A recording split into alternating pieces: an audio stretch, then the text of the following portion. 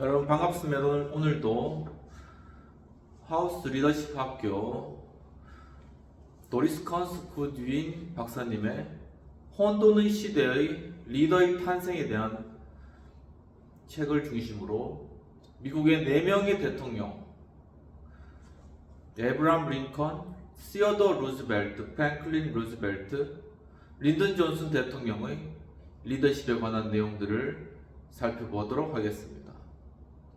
지난 시간에 이어서 오늘도 프랭클린 루즈벨트의 소아마비로 인한 위기의 상황과 그것을 극복하고 대통령으로까지 나아가는 그의 리더십을 살펴보는 시간들을 가지도록 하겠습니다. 대통령 선거에 패배하고 올버니로 귀환한 엘 스미스는 뉴욕 주지사로 당선된 프랭클린 루즈벨트를 마쿠에서 조정하는 배후 세력이 되고자 하였습니다.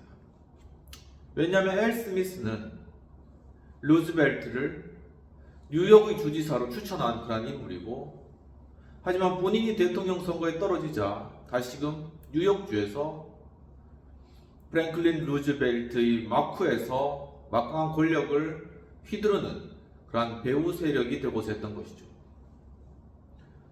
루즈벨트는 형식적으로 선거운동을 하지 않았듯이 권력을 이양하는 과도기에 그가 허수아비 주지사가 아니라는 걸 분명하게 보여주었다라는 것입니다.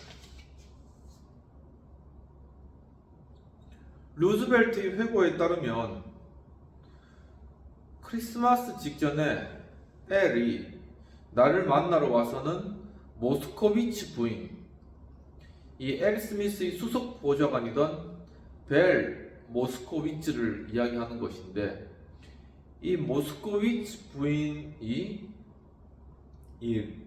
내 취임 연설문과 주의회에 보내는 연차 교서를 준비하고 있다고 말했다. 이 말이 이제 프랭클린 루즈벨트 이야기입니다. 그가 순전히 선의로 그렇게 했다고 생각한다. 하지만 주지사 역할을 계속하겠다는 확고한 생각이 있었던 것도 분명하다. 내가 취임사를 준비했고 연차 교서도 거의 마무리됐다고 대답하자 그는 크게 충격을 받은 듯 했다라는 것이죠. 그러니까 엘 스미스는 자신의 수석 보좌관이던 모스코비치 부인을 이 프랭클린 루즈벨트 뉴욕 주지사의 사무실에 박아놓고 싶었던 겁니다. 근데 그게 생각처럼 되지는 않았던 것이죠. 스미스는 루즈벨트에게 벨 모츠코위치를 수석 비서관으로 임명하라고 거센 압력을 가한 것이죠. 루즈벨트는 자신의 독립성에 또다시 도전을 받은 그러한 셈이었는데, 영리하고 역동적이며 위압적이던 모스코위치는 스미스에게는 반드시 필요한 인물이었다라는 것입니다. 굉장히 엘 스미스 옆에서 거의 팔다리가 돼주던 그런 인물이었다라는 것이겠죠. 즉 루즈벨트에게서는 루이스 하우, 이 루즈벨트 옆에서 계속 루즈벨트를 도와주고 연설도 도와주고 했던 그런 루이스 하우와 비견되는 그러한 인물이 바로 엘 스미스에게는 모츠코위치였다라는 것입니다.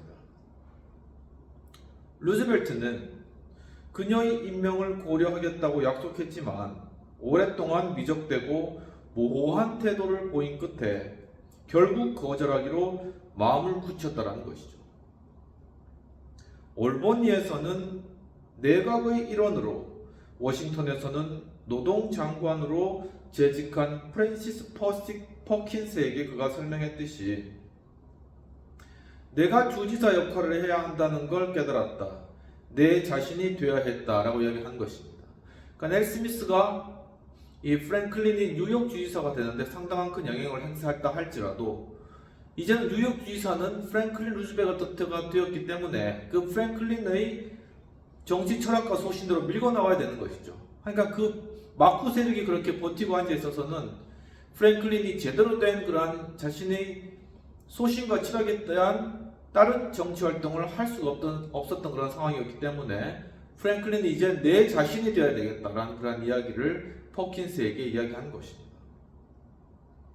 그는 주지사 선거에 출마하기로 동의했을 때도 힘든 선거운동을 견뎌낼 수 있을지는 확신하지 못했는데, 그러나 끝까지 해냈다라고 하면서 자랑스러워했고, 또 뉴욕 주지사 책무를 수행할 만큼 충분히 회복됐는지 확신하지 못했지만 회복된 게 분명했다, 이렇게 이제 루즈벨트가 한 이야기입니다.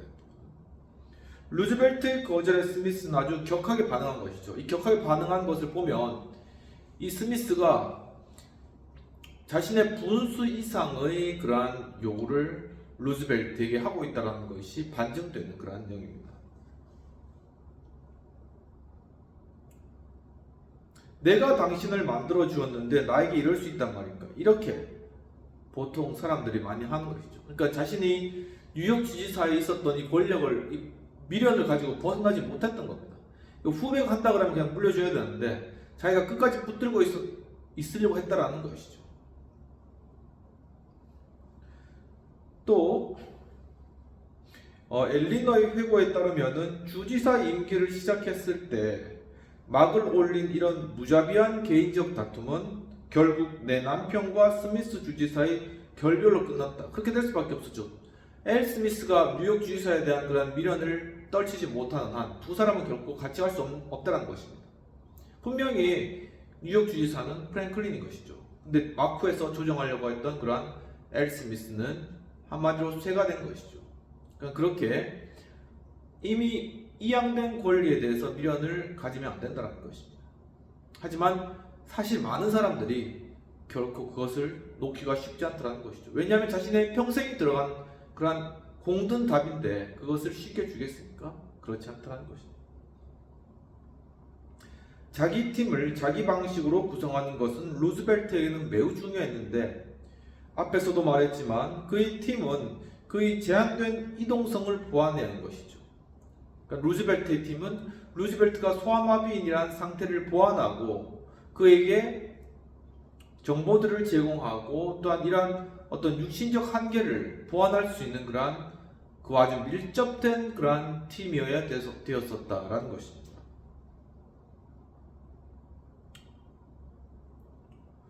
달리 말하면 그가 쉽게 갈 수 없는 현장과 지역을 다니면서 그의 눈과 귀가 되는 역할까지 도맡아 했던 것이죠.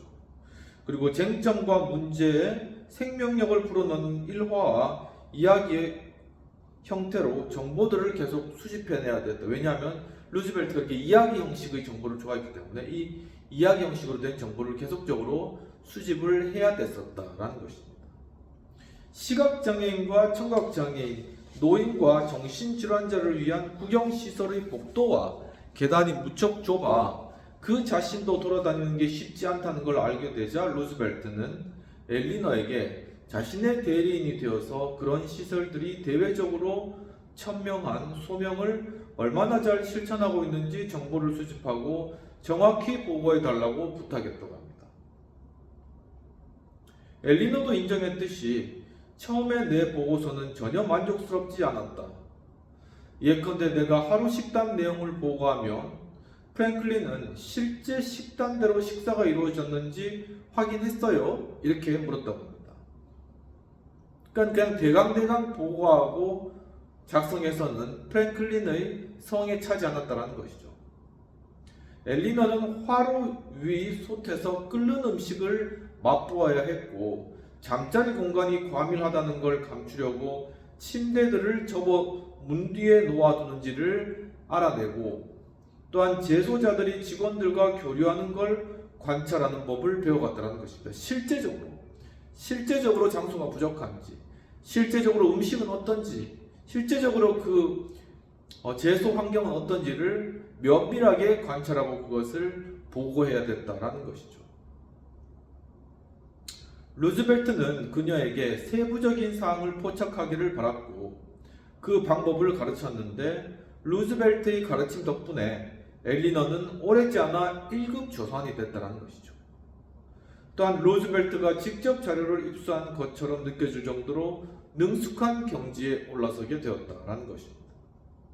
루즈벨트는 팀원의 경험과 특별한 지식으로 자신의 폭넓은 호기심을 더 확대할 수 있기를 바랬다는 것이죠. 육신적인 한계가 있으니까 자신의 호기심, 정보에 대한 그런 호기심을 많은 주변에 있는 사람들을 통해서 습득하기를 굉장히 원했다는 것입니다.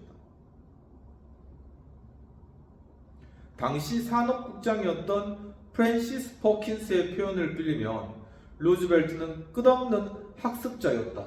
그는 학습자였다. 그가 직접 돌아가지 못하니까 사람들을 통해서 끊임없이 배우고 익히는 그런 학습자였다라는 것이죠. 주지사 공간에는 모든 계층의 방문자가 끊이지 않았고 그들은 점심과 저녁을 루즈벨트와 함께 했고 때로는 하룻밤을 묵기도 했다라는 것이죠. 그가 세상에 나갈 수 없었던 까닭에 세상을 자기에게 끌어들였던 것이라는 것입니다. 또 거의 15년 동안 정계를 멀리했던 그는 당시 삼선 의원이던 젊은 변호사 세뮤얼 로젠먼에게 고문역을 맡아달라고 부탁했다는 것이죠. 그래서 이제 이 세뮤얼 로젠먼을 자신의 이제 고문으로 임명해가지고 자신의 손가발이 되도록 그렇게 요청을 했다는 것입니다. 로젠먼이 루즈벨트의 제안을 두고 고민하고 있는 동안에 그의 임용 소식은 올버니의 한 신문에 크게 실렸다는 것이죠. 그러니까 이 변호사는 자신이 고문역을 맡을지 안 맡을지 이야기를 안 했는데 루즈벨트는 이미 이 사람이 고문되었다라고 다 이렇게 신문에 띄운 것입니다. 그러면서 루즈벨트는 그에게 내가 자네 대신 결심했네라고 유쾌한 목소리로 그렇게 알려주었는데 로젠먼은 화내지 않았다는 것이죠. 그처럼 사근사근한 태도에 누가 저항할 수 있겠는가? 그러니까 이런 면들을 봐서 루즈벨트의 성격이 어떤지 알 수 있겠죠. 곧 그는 루즈벨트의 최측근 조언자 중에 하나가 되었고 프랭클린과 엘리너가 주지사 관사로 이주하라고 요청할 정도로 굉장히 가까워졌다라는 것입니다. 이 세뮤얼 로젠먼 사람이. 오랜 시간이 지난 뒤 로젠먼은 거의 알지 못했던 젊은이를 믿고 맡겨야 하는 가까운 관계에 둔 그 이유를 루즈벨트에게 이제 물어보았는데 내가 당신하고 별 잘 알지도 못한 날 이렇게 당신의 최측근으로 어떻게 뜰 수 있었냐 이렇게 이제 물은 것이죠. 근데 루즈벨트는 이렇게 이야기했다고 합니다. 나는 사람을 신속히 판단하고 사람을 읽어내는데 상당히 괜찮은 직감이 있네 라면서 때로는 직감이 신중하고 오랜 조사보다 나을 때가 있다라고 대답했다고 합니다. 그러니까 그는 어떨 때는 많은 정보의 양도 있지만 자신의 그런 직감을 믿고 움직이는 그러한 인물이었다는 것이죠. 루즈벨트의 장래 계획에 영향을 미칠 다양한 관련 분야에 대한 지식을 보강해 주려고 이 로젠먼은 3명의 콜롬비아 대학 교수를 이 루즈벨트 주변에 두었는데 한 명은 레이먼드 몰리 그리고 한 명은 렉스퍼드 터그웰 그리고 한 명은 아돌프 벌리 이런 사람들을 바로 루즈벨트의 가장 최측근으로 두었다는 것입니다. 훗날 브레인 트러스트로 알려진 핵심 고문단을 구성했다. 그러니까 이게 결국은 나중에 어떻게 되냐면 브레인 트러스트 바로 루즈벨트 대통령의 핵심 두뇌가 되었다는 것이죠. 다시 그들은 기업계와 노동계와 농업계와 다양한 분야의 전문가들을 접촉하였다는 것입니다. 따라서 주지사 관사는 흥미롭고 유익한 손님들로 늘 북적인 것이죠. 왜냐하면 주지사가 소아마비 움직이지 못하니까 사람들이 주지사 집으로 오게 해야 되겠죠. 그러니까 그 집은 항상 북적였다는 것입니다. 프톨레마이오스의 작은 우주가 지구를 중심으로 회전하듯 곧 다양한 분야의 전문가들이 주지사를 중심으로 회전하기 시작했고, 이 레이먼드 몰리가 회고하듯이 일상은 무척 단순했다라는 것이죠. 저녁 식탁 분위기는 언제나 즐겁고 교기가 없었고, 루즈벨트는 손님들에게 각자의 일과 가족 및 자신에 대해 허물없이 말하도록 그렇게 유도하였고, 그날 그에게는 이 시간만큼 중요한 것이었고 이 시간을 위해 하루 종일 기다렸다고 느끼게 해주었다라는 것입니다. 그러니까 사람들을 딱 초청해가지고 아주 격이 없이 대하면서 가족사도 다 묻고 자신에 대한 이야기도 다 하게 하면서 아주 친밀한 그런 분위기를 만들어냈다라는 것입니다. 디저트를 끝내고 그들이 주지사의 작은 서재로 이동하면 무작위적인 자유로운 대화는 이제 끝을 맺었다. 서재에 들어서면 루즈벨트는 전문가들에게 피곤할 정도로 질문을 쏟아내었다는 것이죠. 이젠 이 전문가잖아요. 각 영역의 전문가들에게 자신이 모르거나 궁금한 것들을 계속 질문을 통해서 정보를 계속 습득하는 바로 이러한 행동을 했다는 것입니다. 밤이 깊어가면서 질문은 더욱 알차고 세밀하게 변해갔고 그 정도는 그가 저녁 내내 받아들인 정보량에 정확히 비례했다라고 이야기하는 것입니다. 이 몰리 루즈벨트가 하루 저녁에 받아들이는 지식의 양에 경탄하지 않을 수가 없었는데 지금 생각해보면 몰리에게 루즈벨트는 학생인 동시에 추궁하는 질문자였고 판사였던 것이 분명하였다는 것이죠. 그처럼 집요하게 묻고 또한 그것을 듣고 또 그에 대해서 다시 반론으로 또 묻고 하는 바로 그러한 일이 바로 이 루즈벨트의 서재에서 밤마다 있었다라는 것입니다.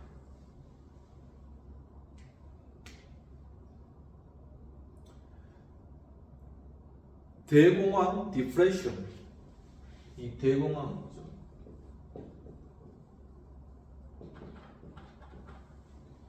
대공황은 달이 없는 밤처럼 세상을 덮친 게 아니었는데 증권 시장의 화랑이던 순간에도 어둠이 짙게 깔릴 듯한 황혼의 조짐이 있었다는 것입니다. 주지사에 부임한 초기부터 시작한 운영 방식, 바로 이런 방식이죠. 팀원을 현장에 보내 조사하고 정보를 수집하는 동시에 정선된 전문가를 영입하는 방식을 통해서 루즈벨트는 무언가 근본적으로 잘못됐다는 사실을 이 대공황의 초기에 알아내었다라는 것입니다. 또 퍼킨스를 통해서 노동시장에 이해되지 않는 이상현상이 있다는 것을 알아내게 되었는데 이상기운을 알아챈 것이죠. 많은 사람이 납득하기 힘들 정도로 오랫동안 실직 상태에 있었던 것이며 뉴욕주 고용센터의 조사로 일자리를 찾는 실직자도 많지만 일손이 부족한 기업이 많다는 것이 밝혀진 것이죠. 뭔가 이상하죠. 일자리가 많으면은 일손이 부족한 회사가 없어야 되는데 일자리를 찾는 사람도 많고 일손이 부족한 회사도 많고 이거 뭔가 잘못됐다라는 것이죠. 루즈벨트는 시스템 점검을 시작하였고 1929년 10월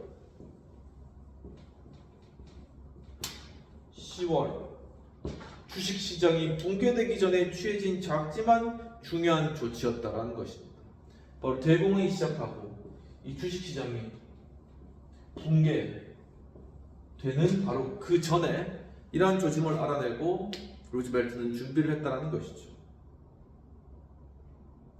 항상 그랬듯이 루즈벨트는 구체적인 불만과 고충과 관련된 이야기에서 활력을 얻게 되었는데 퍼킨스의 기억에 따르면 까다로운 통계 자료와 사실도 인간의 이야기로 전환될 수 있으면 루즈벨트는 관련된 문제를 거의 완벽하게 이해했다라는 것입니다.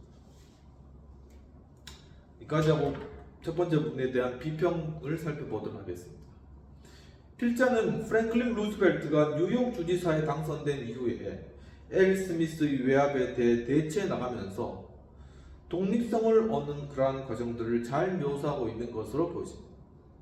또한 그 주지사 시절의 정보를 취합하는 방법에 대하여도 사실적으로 보여준다라는 것이죠. 그러니까 굉장히 어떤 리더십적인 자질이 있는 거예요. 프랭클린 루즈벨트는 자신이 뉴욕 주지사가 되었을 때 자신을 밀어주었지만 이제는 자신의 뒤에서 외압을 형성하려고 했던 그 사람 엘 스미스를 단절시키는 것이죠. 그가 더 이상 고마운 마음이 있더라도 그의 영향력을 받아서는 안 된다는 것, 독립성을 유지하기 위해서. 그런 의미에서는 굉장히 어떻게 보면 결단력 있는 리더십인 것이죠. 또한 그는 많은 사람들을 초대해서, 또한 스탠포드 교수들을 초대해서 밤마다 서로 자유스러운 그러한 식사 자리를 가지면서 서재에서는 또한 아주 예리한 질문들을 통해서 정보를 얻어내고 확습하는 그러한 아주 지적인 리더십, 인텔렉츄얼한 그러한 리더십의 모습을 또한 보여주었다는 것입니다. 결단력 있고 지적인 리더십, 바로 이러한 리더십의 모습이 발견되어진다는 것이죠. 그럼 토에 대한 내용들을 살펴보도록 하겠습니다. 리더십의 독자성이 중요한 이유는 무엇일까? 그러니까 리더십이 스스로의 판단과 결정에 대해서 나아가야 되는데 여기저기 외압을 받게 되면 이 리더십은 결국 방향을 잃고 표류하게 되는 것입니다. 표류하게 되면 어떻게 되냐면은 이 공동체 전체가 표류하게 되는 것이죠. 아무런 결정도 못 내리고 그러면 말 그대로 배가 산으로 가는 그런 일이 일어난다는 것입니다. 그러니까 자신 일단 책임을 맡게 되었으면 그때는 이 사람 때문에 자신이 된 것이 아니라 결국은 자신을 지지하는 팔로워들 때문에 된 것이잖아요. 그러니까 뭐 첫 번째 순서는 이 팔로워들의 요구사항을 들어주는 것이 되어야 되고 여기에 다른 외압들이 만약에 들어와서 그것을 방해한다면 그것은 결단력 있게 이렇게 커트할 수 있는 그런 것이 필요하다는 것이죠. 또한 루즈벨트를 통하여서 지적 리더십의 특징과 관련하여 발견할 수 있는 점은 또 그 필요성은, 그러니까 지적 리더십을 얻기 위해서 루즈벨트는 바로 이야기 형태의 어떤 그런 정보 습득 방법을 취하였는데, 그러니까 단순하게 정보가 아니라 그것이 사람들에게 어떻게 영향을 미치고 그것이 어떻게 사람들에게 스토리로 풀어져 가는가, 그러니까 이야기식으로 그렇게 이제 정보를 습득한 아주 특이한 그런 방식을 취하였던 것이죠. 그리고 스스로가 수험하기 때문에 많은 사람을 초청해서 그런데 사람들의 입을 통해서 정보를 습득하는 그런 방식을 취했던 것이죠. 그러니까 바로 이러한 장점이 뭐냐면은 이야기를 생동감 있게 접할 수 있다. 즉 이야기식으로 정말 그것을 실제 생활적으로 적용된 그런 이야기들을 정보들을 배우게 되면 그것을 어떻게 적용해야 될지도 알게 되고 또 이러한 많은 사람들의 정보를 또한 잘 정리할 수도 있고 그런 측면에서 이러한 어떤 이야기식으로 정보를 습득하고 그것을 정리해 나가는 방식이 굉장히 중요했다는 것. 그리고 또한 밤마다 모여서 그렇게 대화를 통해서 그리고 질문을 통해서 정보를 얻는 것은 굉장히 짧은 시간 안에 많은 정보를 얻을 수 있다는 측면에서 굉장히 장점이 있다는 것입니다. 여기까지 하고 다음 장으로 대공황 속에서의 루즈벨트의 리더십에 대해서 살펴보도록 하겠습니다.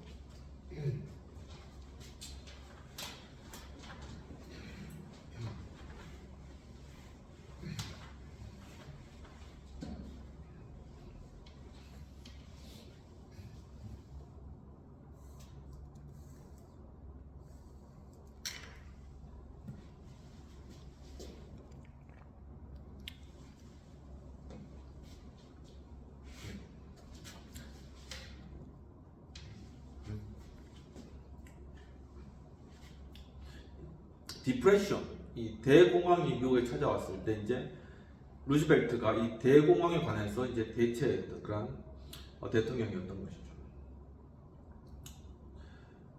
프랭클린 루즈벨트가 포킵시 근처의 작은 마을에 있는 스웨터 공장을 방문했을 때 사장과 직원들이 두려움과 혼란에 빠진 것을 확인할 수가 있었다는 것입니다. 주식시장이 붕괴되기 전까지 그 공장은 150명이 일하며 고급 스웨터를 제작하는 곳이었다는 것이죠. 직원들은 넉넉한 급료를 받았고 사장도 상당한 이익을 거두었는데 공동체 마을도 번성했고 대공황이 심화되고 수요가 줄어들자 사장은 어쩔 수 없이 자금량을 절반으로 줄였고 임금도 깎았다는 것입니다. 점차 주식시장이 붕괴됨으로 말미암아 수요가 줄고 그렇기 때문에 노동력을 줄여야 되고 시간을 줄여야 되고 바로 이러한 상황들이 아주 반복적으로 이 공항 가운데 나타났다는 것입니다. 게다가 저렴한 실로 값싼 스웨터를 제작했는데 사장은 개인의 이익을 포기하며 공장을 최대한 계속 운영했으며 사장은 그 마을에 살았고 직원들은 친구였다는 것입니다. 그러니까 직원들이 다 친구인데 이 공장 닫으면은 그들이 먹고 살 길이 없어지잖아요. 그러니까 손해를 보면서도 공장을 계속 돌린다는 것입니다. 하지만 수요가 계속 급전직하로 감소하면서 비용을 감당하기 힘든 지경에 이르렀는데 결국 문을 닫을 수밖에 없었던 그 작은 스웨터 공장은 추락한 악순환의 추상적인 경제학 용어에 인간의 모습을 더 씌운 상징적인 비유가 되었다는 것이죠. 디프레션, 여기는 경제학 용어로 descending spiral, 계속 내려가는 하나의 스파이럴, 이렇게 결국은 폐업, 문 닫는 데까지 이른다는 것이죠. 바로 이것이 하나의 대공황의 모습이었다라는 것입니다. 루즈벨트에게도 대공황에 대처할 포괄적인 해법은 없었고 그는 단편적인 해법부터 시작했는데 시간제 노동이라던가 노동시간의 단축, 업무량의 감축, 그리고 공동체별 일자리 창출 프로젝트 등 시행착오를 거듭하면서 더 많은 사람에게 일자리를 제공하려고 많은 애를 썼다라는 것입니다. 퍼킨스의 기억에 따르면은 루스벨트는 부분적으로라도 해법을 찾아내고 부분적으로라도 즉각적인 행동을 독려했다라는 것입니다. 그는 구호단체 활동을 극대화하여서 지역의 구호 활동을 조직화했고 크고 작은 지방 정부에게 대출 여력을 최대한 활용하라고 촉구한 것이죠. 하지만 대공황의 파급력은 이런 모든 기관의 한계를 넘어섰다는 것입니다. 굉장히 큰 그런 하나의 디프레션이었다는 것이죠. 루즈벨트는 1931년의 겨울과 이듬해 봄까지 후보 대통령과 공화당 정부가 연방 차원에서 프로젝트를 제안하기를 기다린 것이죠. 이건 대공황은 연방 정부 차원에서 어떤 프로젝트는 해야 되는 그러한 상황이다. 그러니까 어떤 것을 하겠지 이렇게 기다린 것입니다. 그러다가 늦여름이 되어서야 스스로 리더십을 자임하고 뉴욕주를 위한 행동을 취하기로 결심했다는 것이죠. 이거 연방정부 기다리다가는 아무것도 안 되겠다. 이제 뉴욕주 자체적으로 이 공황을 탈출하기 위해서 노력해 나가겠다라는 결단을 하였다는 것입니다. 공화당이 다수인 주의회에 임시 회기를 열어 당시에는 급진적인 아이디어로 여겨진 법안, 주 정부가 지원하는 포괄적인 실업보험 프로그램을 통과시켜 달라고 요구한 것이죠. 다 공화당 의원인데 이제 민주당인 이 프랭클린 루즈벨트가 가서 우리 뉴욕주만이 그러한 공황에 대해서 대처할 수 있는 해법, 즉 실업보험을 시작하겠다. 그것을 통과시켜달라 이렇게 이야기한 것입니다. 주의회는 공화당이 다수였기에 법안이 채택되지 않을 거라는 것은 애초부터 예측이 된 상황이었던 것이죠. 후보 대통령처럼 뉴욕주의 공화당 지도자들은 민간 기업과 자선단체와 지방정부만이 경제적 난국에 유연하게 대처할 수 있다고 믿었기 때문에 예상대로 주정부나 연방정부 차원의 지원은 미국인의 진취성을 훼손하며 문제를 악화시킬 것이라는 주장을 계속 쏟아내게 되었다. 이 주정부 역할에서는 시장에 개입해서는 안 된다. 이 주장이 있는 것입니다. 자산단체나 민간기업이나 지방정부가 이것들을 해결해야 된다. 이런 식으로 주장했다는 것이죠.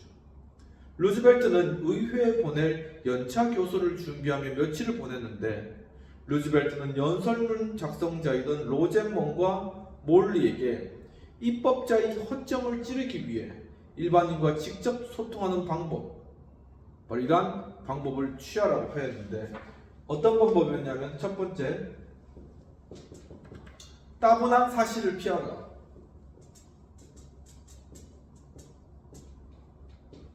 사람들 따분하게 만드는 그런 걸로 인해 가지고 괜히 힘 빼고 법안이 통과되지 못하도록 방해하지 말라는 거죠. 두 번째는 쉽게 기억되는 이미지를 활용하라.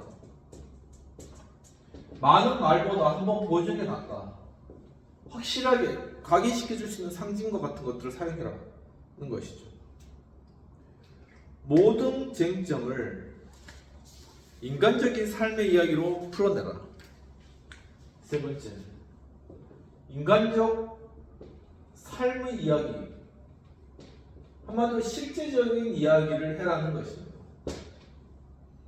평범한 일상 언어를 사용하라. 네 번째, 고차원적인 말 하지 말고 평범한 언어를 통해서 이야기해라.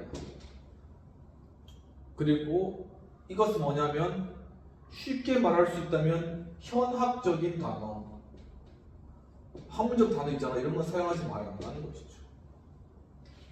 예를 들면 예컨대 우리는 한 사람도 낙오되지 않는 국가를 만들 것이다 라고 하면 훨씬 더 쉽게 이해되지 않겠느냐라는 것이죠.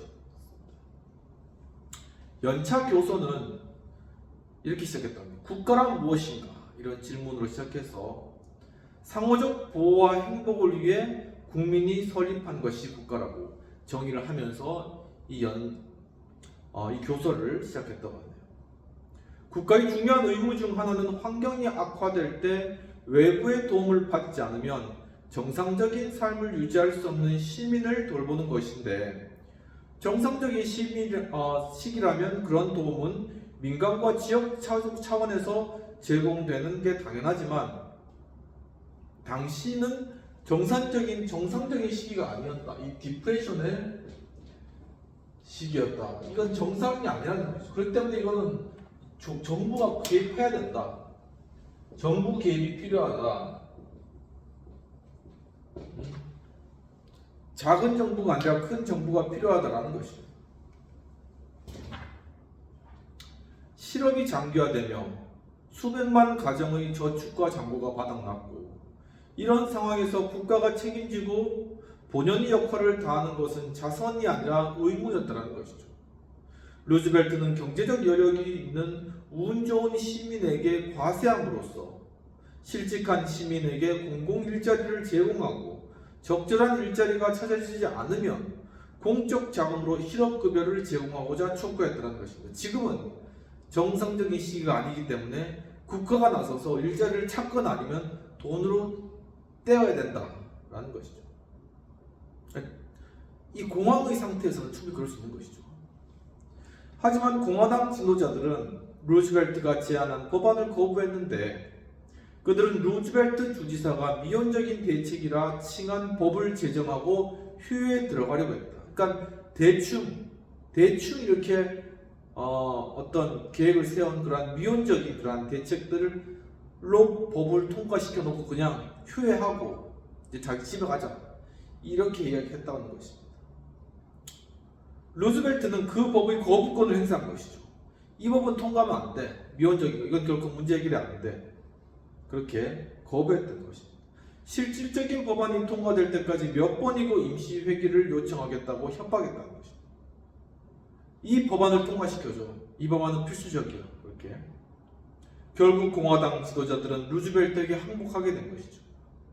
요즘 같은 데는 상상도 할 수 없는 것이죠. 하지만 이때는 대공황이었고 루즈벨트가 그만큼 치밀했기 때문에, 그리고 그만큼 또한 포괄적이고 포용적이기 때문에 공화당 지도자들까지 포괄할 수 있는 바로 그러한 상황이었다라는 것입니다. 전국에서 처음으로 시행된 뉴욕의 포괄적 구제 프로그램, 뉴욕의 포괄적 구제 프로그램, 영어로는 Relief 프로그램. 이 릴리프 프로그램은 다른 주의 본보기가 된 것이죠. 그리고 루즈벨트 주지사는 민주당 개혁파를 이끌어가는 대변인으로 부상했다는 것입니다. 바로 이 공황에 대처하는 루즈벨트의 모습을 보고 그가 민주당을 대변하는 인물로서 커나가는 그러한 기회가 됐다는 것이죠. 그러니까 그가 대통령이 될 수 있는 바로 그러한 계기가 바로 이 디프레션을 대처하는 그의 포괄적인 구제 정책, 릴리프 프로그램을 통해서 그는 이제 민주당의 대표적인 인물로 부상하게 되었다는 것입니다. 1932년 4월 라디오 연설에서 루즈벨트는 미국인에게 위에서 아래로 내려가는 방식이 아니라 아래에서 위로 올라가는 방식으로 잃어버린 번영을 재건하자고 이야기하며 경제 피라미드의 바닥에 있는 미친 사람들에게 다시 한번 믿음을 주자 이렇게 촉구했다고 합니다. 굉장히 호소력 있는 그러한 연설인 것이죠. 세뮤엘 로젠먼이 직접 증명했듯이 루즈벨트에게 이런 호소는 추상화된 웅변이 아니었다는 것입니다. 왜냐하면 그가 정말 소아마비로 그러한 상황 가운데 처해 보았기 때문에 이런 그의 주장은 굉장히 호소력을 가지고 있었다는 것이죠. 잊힌 사람은 살아있는 사람, 빚더미에 짓눌린 농부, 독점기업과 경쟁할 수 없는 소기업이 입에 풀칠조차 못하는 가정주부였으며 실천적인 리더십 방식, 정보를 끝없이 추적하는 열의, 통계 수치에 인간적인 피와 살을 더한 이야기 덕분에 루즈벨트는 개개인의 고통과 아픔을 공감하고 대공황의 파국적인 영향을 본능적으로 이해할 수 있었다. 일단은 대공황을 이겨낼 정책을 만들려면 대공황을 처한 그 가운데 어려움을 겪은 사람들을 공감해 줄 수 있는 이 공감 능력이 있어야 되겠죠. 그 사람들이 어떤 고통을 받는지도 알지 못하면서 정책을 만들 수는 없잖아요. 그러니까 그 사람들이 이런 공감을 루즈벨트는 해나갔는데 그것을 어떻게 했냐? 바로 이야기 방식의 정보 습득으로, 정보를 습득하는 그런 방식으로 그 사람들의 이야기들을 자신의 마음에 담았고, 그 다음에 그에게 실천적인 리더십을 통해서 붕 뜬 이야기가 아니라 실제로 도움을 줄 수 있는 그런 정책들을 이루어냈다.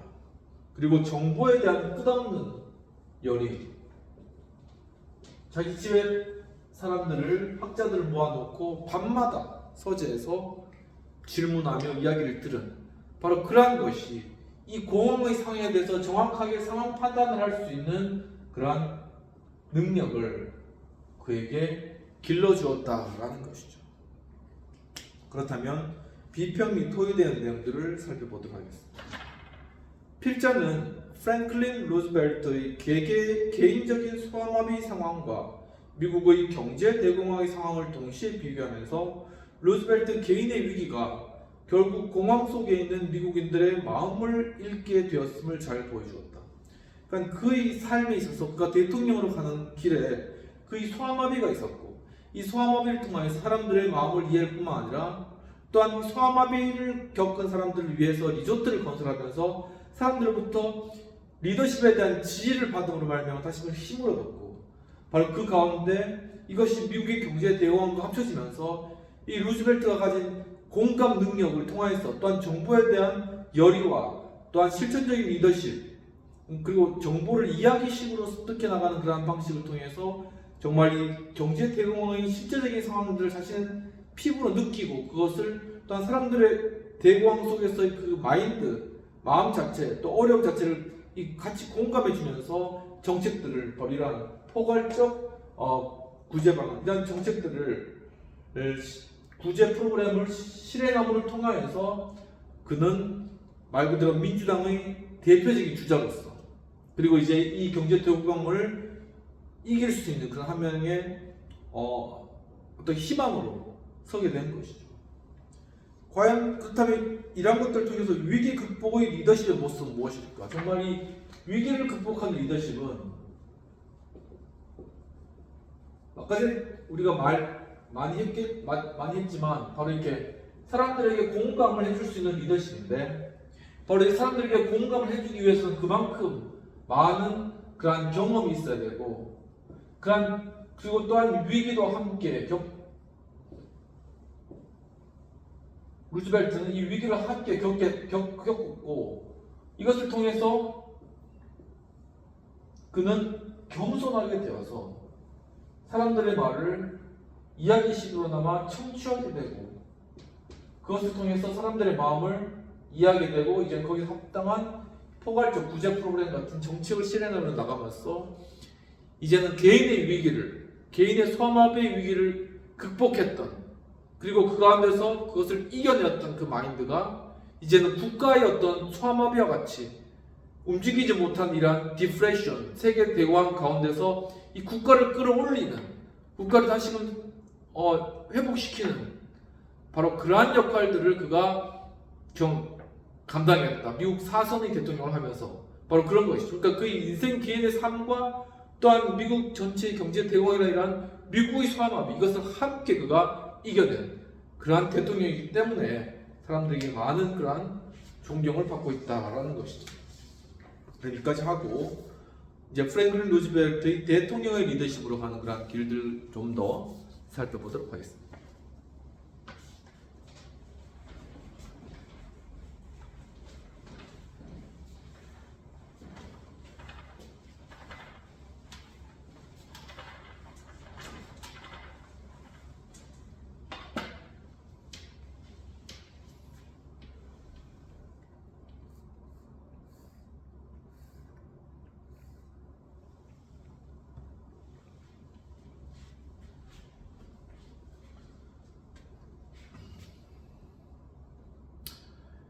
루즈벨트는 이러한 과정을 겪으면서 어떻게 되면 이 보통 사람의 대변자가 되었다는 거죠. 우리 예전에 역대 대통령 중에 이렇게 보통 사람을 주장하는 분이 계셨잖아요. 아무튼 프랭클린 루즈벨트도 보통 사람의 대변자로 올라서게 된 것이죠.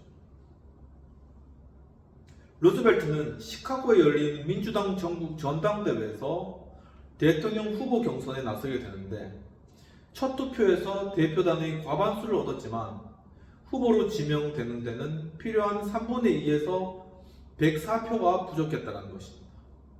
경쟁 후보들은 민주당의 보수 진영을 대변하고 있었던 것이죠. 두 번의 투표가 더 진행됐지만 판세는 변하지 않았고, 그러나 격렬한 논쟁이 있은 후에 마침내 루즈벨트가 교착 상태를 깨뜨렸다는 것이죠.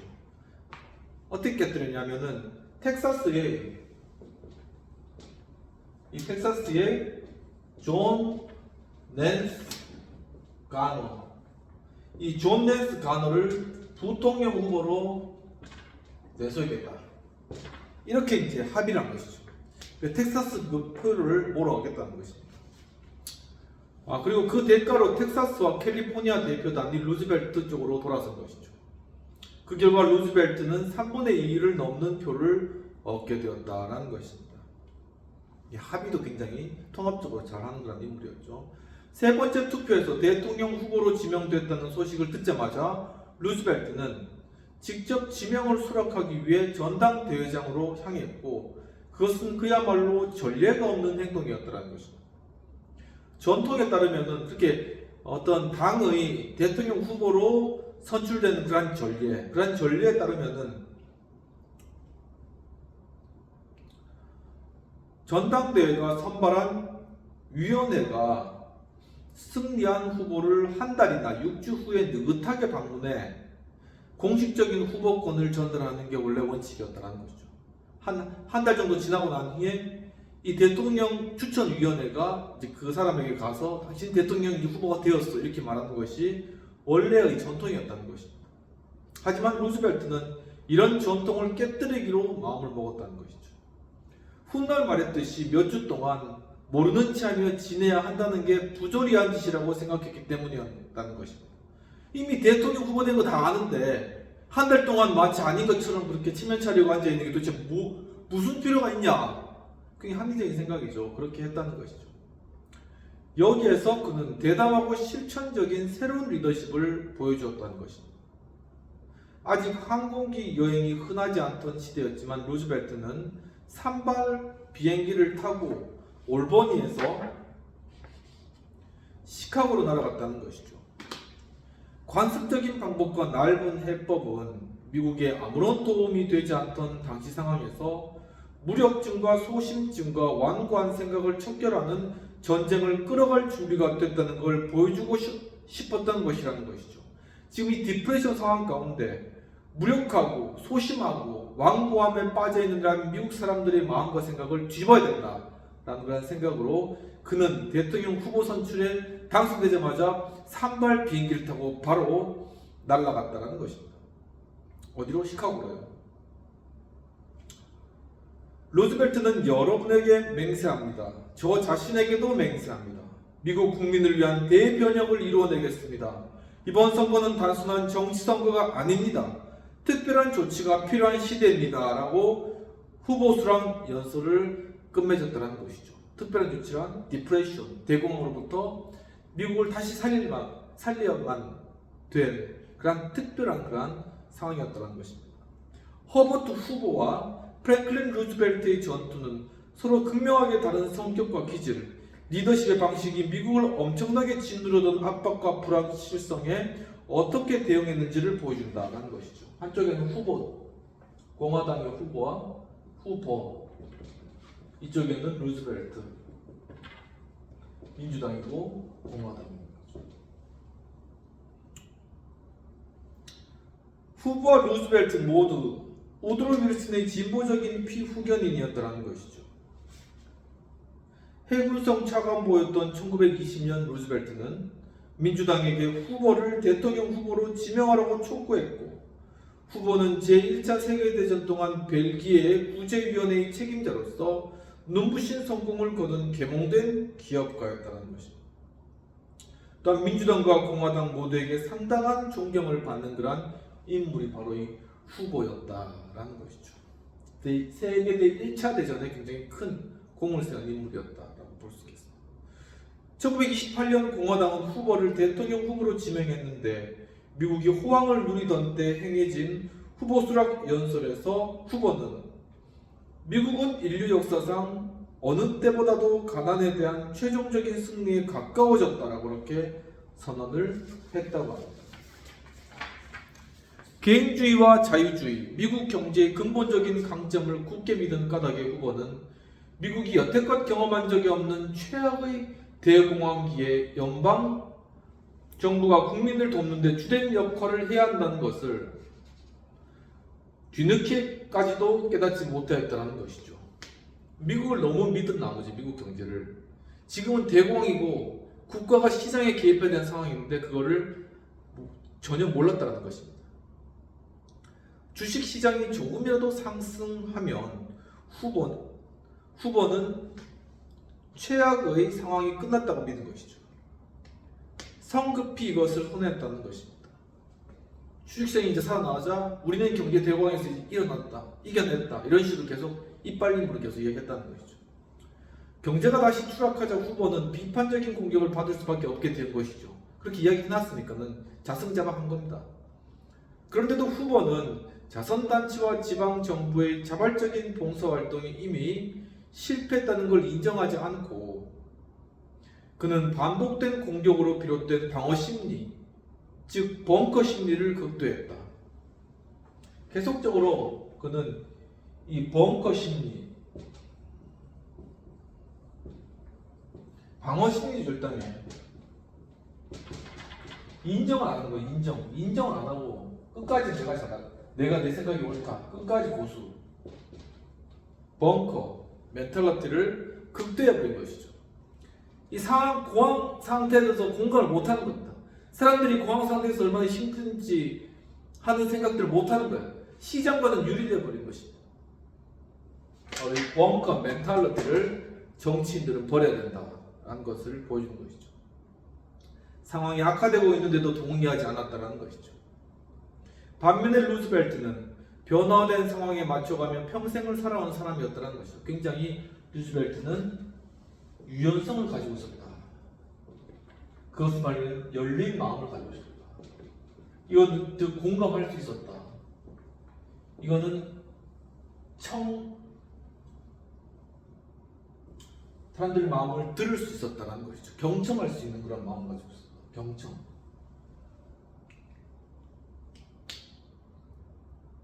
아버지의 심장마비와 그에 따른 죽음으로 평온하던 어린 시절이 완전히 뒤집힌 그러한 기억도 있었고, 또한 또 영원히 다시는 걷지 못할 것이라는 진단을 받았을 때는 이동 능력을 향상할 수 있는 온갖 방법을 시도하고 실험해 보았다는 것이죠.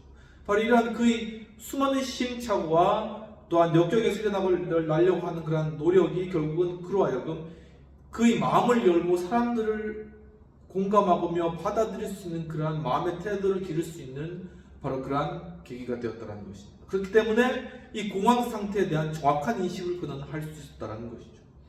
지금은 대담하고 끈질긴 실험이 필요하고 또 요구됩니다. 자신이 소아마비에서 일어나기 위해서 끈질긴 실험을 하고 노력한 것과 같이 이 미국 사회는 지금 끈질긴 노력과 시험이 필요하다는 것이죠. 어떤 방법이든지 취해서 시도해 봐야 됩니다. 그 방법이 실패하면 솔직히 인정하고 다른 방법을 시도해 봐야 합니다. 그것이 상식입니다. 여하튼 무엇이든 시도해 봅시다. 이렇게 얘기한 것이죠. 이 공황을 탈출하기 위해서 무엇을 하든 어떤 것을 하든 한번 해봅시다. 안 되는 한이 있어도 떨어지는 한이 있어도 지금 이 공황 상태보다는 더 하겠습니까? 무엇이든 해봅시다. 바로 이런 마음을 사람들에게 심어줬다는 것이다. 대통령 선거일 미국 국민은 압도적인 다수가 프랭클린 루즈벨트를 대통령으로 선출했다는 것이죠. 전국이 불황의 늪에 허덕이던 시대의 보통 사람들은 루즈벨트의 자신감에 찬 표정과 굳건한 어깨를 보며 그를 믿고 신뢰했을 뿐만 아니라 그와 자신을 동일시했다는 것입니다. 프랭클린 어렸을 때 대통령까지 한 걸음씩 착실히 올라가는 꿈을 꾸었지만 마비로 인해 그 꿈은 좌절되었고, 하지만 윈스프링스에서 치료하는 과정에서 그는 백악관으로 가는 길과 실천적이고 실험적이며 공감하는 리더십의 받침점을 기적적으로 찾아내었다는 것이죠. 루즈벨트는 어두운 시절을 극복하고 이겨냈는데 국민들은 자신들도 루즈벨트와 같이 위기를 극복해낼 거라는 믿음을 가지고 있었다라는 것입니다. 비평된 내용들을 살펴보도록 하겠습니다.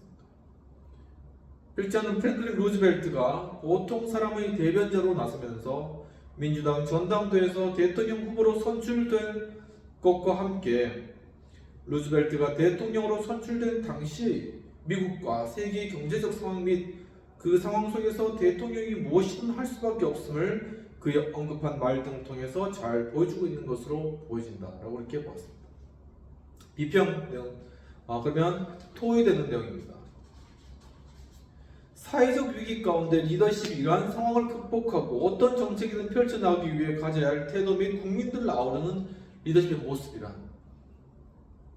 정말 이 위기 가운데, 어려움 가운데 이것을 헤쳐나가야 될 그러한 상황에 맞닥뜨려져 있는 이러한 미국 상황들, 바로 이러한 위기 상황들이 미국뿐만 아니라 많은 경우에 있는 것이죠. 그러면 이러한 상황들을 극복해 나가기 위해서 리더십은 어떻게 해야 되겠는가라는 것입니다. 이 루즈벨트와 같이 우리가 지금 이 상황을 그냥 좌시하고 그리고 이 상황을 그냥 주저앉아서 그냥 이렇게 있을 수만 없다는 것이죠. 왜냐? 그냥 왜 이렇게 주저앉아 있을 수밖에 없는 그러한 모습을 보여서는 안 되느냐?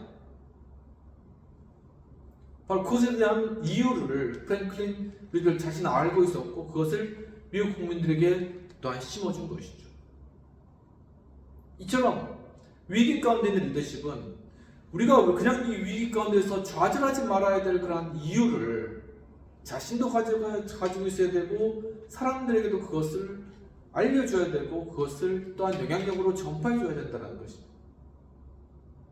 바로 그런 리더십이 바로 이 위기 가운데서 하나의 빛으로, 횃불로 사람들에게 비추어지는 하나의 소망이 되는 것이죠.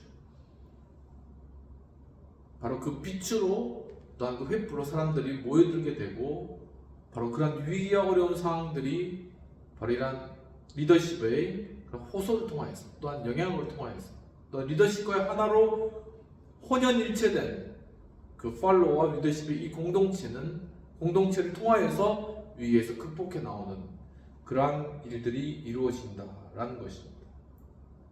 즉 국민들을 아우르는 하나의 리더십이라는 것은 국민들과 하나 된 그런 리더십이 아닐까라는 그런 생각을 해보면서 이제 프랭클린 루즈벨트의 위기 속에서의 리더십에 관한 내용들은 여기서 마치고 이제 린든 존슨 대통령으로 넘어가서 린든 존슨 대통령의 내 삶에서 가장 참담했던 그런 시간이라는 그런 제목으로 살펴보도록 하겠습니다.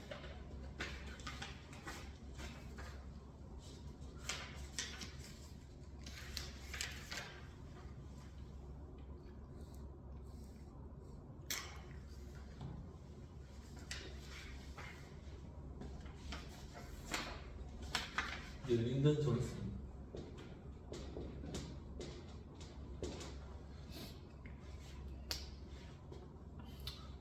20년대 초부터 린든 존슨은 남들보다 일찍 일어나 더 많은 사람을 만나고 더 늦게 잠자리에 들면 승리는 그의 것이란 전제에서 활동했다는 것입니다. 그때부터 10년 동안 그는 잠시도 한눈 팔지 않고 앞만 보고 달렸고 그는 취미도 없고 휴식을 취하는 방법도 몰랐다는 것이죠.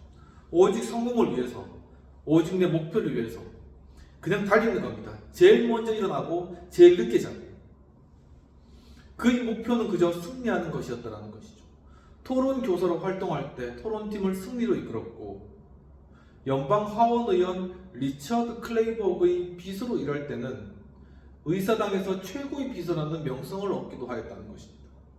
또 최연소 청소년 관리국 국장으로서는 전국에서 본보기로 사용할 만한 프로젝트를 처음 시작하기도 했다는 것이죠.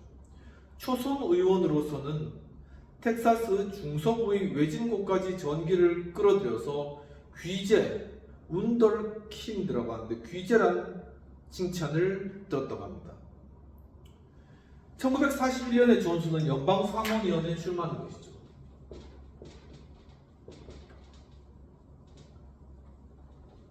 한참 2차 대전이 막바지 이르는 시기였습니다. 그의 삶에서 무척 중요한 선거였지만 그는 여기서 패배를 하게 되었다는 것이죠.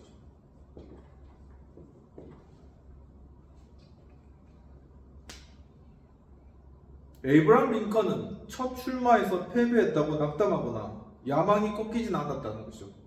링컨 같은 경우는 5번 정도까지 계속 시도하면서 그 선출될 때까지 거기에 계속적으로 트라이하는 그런 성격이었는데 오히려 낙심하는 데 익숙한 사람답게 그는 자신을 잘 아는 사람들, 뉴세일럼이란 작은 촌락의 유권자들에게는 거의 만장일치 표를 받았다는 사실에 큰 용기를 얻었는데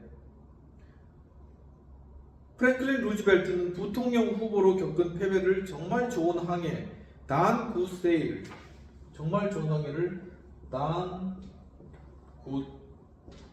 굿세일이요. 정말 좋은 항해, 즉 그 이름과 명성을 전국적으로 확산되는 그런 계기로 만든 그런 경우였다는 것이죠. 루즈벨트나 아니면 링컨이나 다 실패였지만 그것이 도리어 자신을 더욱더 새롭게 하고 자신에게 힘을 주는 그런 일이었다는 것입니다. 하지만 이 린든 존슨에게 있어서는 선거는 더 큰 의미가 있었다는 것이죠. 존슨은 상원 선거의 패배에 충격을 받았고 이를 자신의 가치에 대한 국민의 심판으로 받아들였다는 것입니다. 즉 국민에게 부적합하다는 평가를 받은 것이라고 스스로 그렇게 여긴 것이죠. 그 패배는 그의 정치 경력에서 작은 걸림돌에 불과했어야 했지만 삶을 바꿔놓은 시련이 되었다. 연방 상원의원에서의 패배가 그에게는 굉장히 큰 시련이 시작점이 되었다는 것입니다. 그의 야망이 본질적으로 남달랐다는 것이죠. 그렇게 야망이 컸었기 때문에 그는 자신이 선거에서 패배했다는 것을 도저히 마음가운데 받아들이기가 힘들었다는 것입니다. 훗날 그 자신이 내 삶에서 가장 참담했던 기간이란 칭했던 오랜 침체기가 이때부터 시작된 것이죠. 프랭클린 루즈벨트의 피후견인 린든 존슨은 어떤 경쟁자보다 집중력으로 열심히 일하는 사람이었는데 간절히 원하던 상원 선거에서 패한 이유는 과연 무엇일까? 라는 질문을 하는 것이죠. 죽음이 다시 한번 그에게 기회와 승진의 문을 열어주었는데 4년 전 공원 벤치에 남겨진 신문에서 제임스 뷰캐넌 연방 하원 의원 사망 기사를 우연히 보고 존슨은 하원 의원에 도전에 성공했죠. 예전에 한번 이런 적이 있었죠. 우리도 강의에서 제임스 뷰캐넌이 이 병으로 갑자기 사망한 일이 발생하고 이 연방 하원의 자리를 바로 자신이 거기에 어플라이 해가지고 거기에 성공한 그런 케이스가 있었습니다. 그리고 1941년 4월 9일에 텍사스의 원로 상원의원 모리스 셰퍼드가 뇌출혈로 사망하여서 보궐선거가 실시되어야 되는 그런 상황이었다라는 것입니다. 이후에 진행된 사항들은 다음 시간에 하도록 하겠습니다. 그렇다면 비평이 토의된 내용들을 살펴보면요. 린든 존슨에게 선거에서의 패배가 그가 긴 침체기를 겪게 된 시작이 되었음을 필자는 잘 밝혀내고 있는데, 이와 같이 한 번의 위기가 아닌 침체 위기 속에서 극복해야 될 리더십의 요소 및 극복의 비결이나 방법은 무엇인가? 그러니까 이제 이것은 뭐 한 순간에 어떤 위기가 올 수도 있지만, 바로 린든 존슨처럼 어떤 하나의 어떤 시점이 되었을 때, 뭐 어떤 선거에 패배가 났을 때 이것이 아주 긴 하나의 침체기로, 그러니까 정치적인 어떤 생명력에 있어서 정말 아주 긴 그런 침체기가 진행되는 것이죠. 마치 이 모세가 광야에 가서 40년 동안 그냥 양치면서 40년을 쭉 보낸 것 같은 그런 시간이 지나갈 수 있다는 것입니다. 과연 그런 침체기 가운데서 어떻게 일어날 것인가? 과연 그 가운데서도 리더십이 다시금 살아날 수 있을 것인가? 그렇다면 그렇게 살게 하는 그런 리더십의 요소는 무엇일까라는 것이 토의의 질문인 것이죠. 바로 이렇게 다시금 회복되는 것은 이 회복 탄력성이라고, 리더십에서 굉장히 중요한 개념이 회복 탄력성인데, 이 회복 탄력성도 어느 시점까지 그래야 되지, 이 용수철을 이걸 이까지 이렇게 눌러놓고 한 40년 정도 40년 정도 보낸다. 그럼 이게 다시 올라오겠냐는 것이죠. 어떻게 보면 우리 인생도 그렇습니다. 우리 인생 삶도 지금까지 우리가 살아온 시간이 얼마든지 모르겠지만은 그 가운데 살아온 이런 삶 자체가 우리가 마음가운데 꿈꾸었고 우리가 마음가운데 소망이었던 그런 것들을 향해서 우리가 가다가 거기서 넘어져서 침체에 빠져서 지금까지 온, 그래서 이제는 그게 침체인지 아닌지도 모르는 그런 상황 가운데 있는 것은 아닐까요? 하는 질문들도 던져볼 수가 있는 것입니다. 바로 그 가운데서 그것을, 그 오랜 침체기를 뚫고 새싹과 같이 일어날 수 있는 그런 바로 이런 회복 탄력성, 바로 그것이 과연 어떤 요소가 있는가 하는 것을 앞으로 보게 될 것이죠. 근데 이런 부분들에서 가장 중요한 것은 하나의 어떤 시기가 있는 것 같다는 것입니다. 그리고 다시 일어날 수 있는 그런 시기는 온다 라는 그런 마음, 쨍하고 해뜰 날이 온다, 하늘이 열릴 날이 온다라는 것이죠. 그리고 이 세계는 변화하고 있고 경기는 흘러가고 있고 그리고 물결은 다가가고 있다 라는 것입니다. 바로 이러한 어떤 때를 잘 분별하고 그리고 그 흐름을 탈 수 있는, 그리고 바로 그렇게 함께 상승하는 그런 분위기 가운데 정말 이렇게 땅에 떨어진 그런 연이 바람을 타고 이렇게 어느 순간 하늘로 홀쩍 이렇게 날아가는 것처럼 바로 그러한 때가 우리에게 주어지는 것이 아닐까라는 그런 하나의 희망도 가져볼 수 있다는 것이죠. 바로 그것을 위해서 중요한 것은, 그렇다면 우리가 지금 살아가고 있는 이 순간순간이 참 힘들고 어려울 수도 있는데, 그럼 이 순간을 우리가 어떻게 살아가는 것이 리더십적으로 맞느냐 하는 것입니다. 바로 우리가 살아가는 한순간 한순간을 우리가 정말 올바른 리더십을 가지고 살아가는 것, 올바른 그 윤리적인 기준에 따른 리더십, 윤리적 리더십인 것이죠. 그리고 우리가 모든 하는 일을 하는 가운데 우리의 삶 가운데 작은 것이라도 이 가운데서 우리가 우리의 어떤 리더십적인 자질을 발휘해 나가고 그것을 변화시켜 나가고 그것을 좀 더 새롭게 바꿔 나가는, 창조적으로 이루어 나가는 그러한 것들, 이러한 매일매일의 삶, 즉 이것은 뭐냐면 이 촛불을 꺼뜨리지 않고 이것을 하루하루 이렇게 그것을 지켜가는 것이, 마치 예전에 보면은 이렇게 불을 한 가문에 있어서 이렇게 불을 계속 그 할아버지, 증조 할아버지, 뭐 아버지 이렇게 지켜주는 그 가정의 불을 이런 것처럼 그 불씨를 계속 지켜오는 것입니다. 그러니까 우리 가지고 있던 그런 리더십적인 자질을 계속 우리가 삶 가운데 지켜오는 것이죠. 그것을 지켜다 보면 때가 됐을 때 그것이 활활 타오르는 정말 그런 때가 온다는 것이죠. 그 때문에 추가상관 다 틀면 안 되겠지만 그것을 통해서 정말 이제는 큰 에너지로서 힘을 발휘할 수 있는 그런 때가 온다라는 것을 가지고 그것을 불씨를 잘 유지해 나가는 것, 그것이 중요한 것이 아닐까라는 그런 생각을 한번 가져보게 됩니다. 여러분들도 여러분의 삶 가운데 과연 내 삶이 어떤가를 한번 돌아보고 과연 내가 이러한 불씨들을 마음 가운데 가지고 이러한 소망을 꺼지지 않는 소망의 불을 가지고 우리가 살아가고 있는가, 그리고 정말 이 꺼지지 않는 소망의 불이 내 삶의 원동력이 되고 그것이 내 삶의 기쁨이 되고 즐거움이 되고 살아가는 이유가 되는가라는 것을 한번 생각해 보면 좋지 않을까라는 그런 생각을 하게 됩니다.